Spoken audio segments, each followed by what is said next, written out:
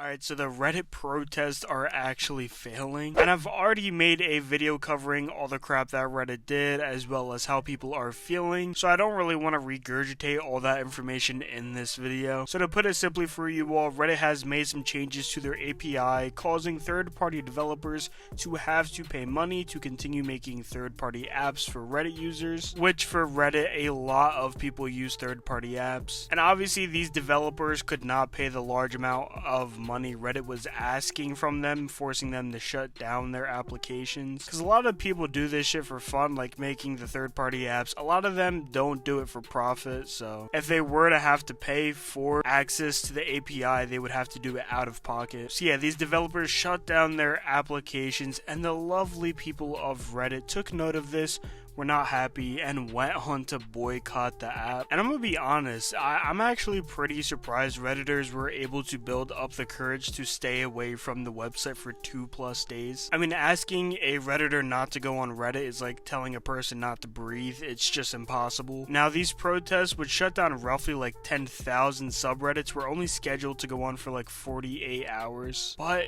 Reddit CEO Steve Huffman has stated that Reddit has not been taking a huge financial hit from these blackouts, so he's pretty much just willing to, put his feet up, grab a nice ice cold brewski, and wait out these protests. Now, obviously, the people protesting saw this, and a lot of these subreddits extended the time past the initial 2 days, and some are actually still privated to this day. Now that's kind of what led up to this point. We are now in the present day, and this is where things get a little spicy. This is where things get serious. Big boy Steve Huffman, which if I may just comment on his appearance real quick, he genuinely looks like the embodiment of Reddit. Thousands upon thousands of years of evolution from this man's bloodline have enabled him to hold the ideal perfect Redditor genes inside of his body. That said, Steve has doubled down once again and has threatened Reddit moderators where it hurts the most. He hit home and is threatening mods of privated subreddits that unless they unprivate and things go back to normal real quick,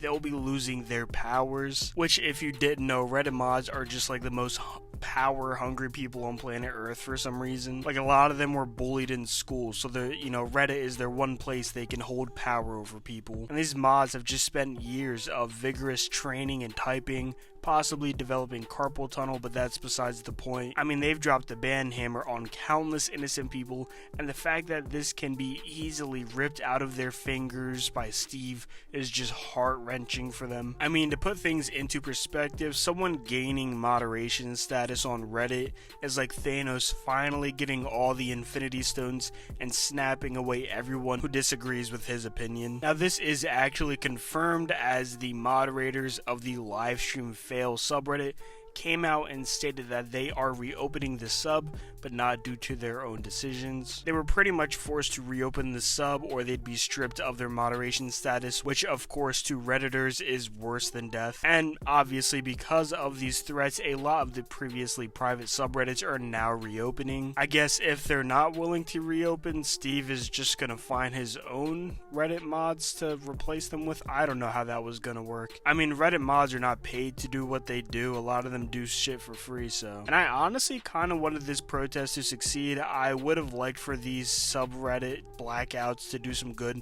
and possibly get the API change reverted or the price dramatically dropped. But at the end of the day, Reddit mods just buckled under the pressure and picked their fake power over the power of the betterment of the website. And I mean, that Reddit karma is like pure cocaine to these people, so I can see why most wouldn't think this would last very long. Now, drop a comment and let me know if you're excited for Reddit to be mostly back in business, or were you okay with these protests lasting a little longer? Like and subscribe for more commentary content, and I'll see you guys in the next one.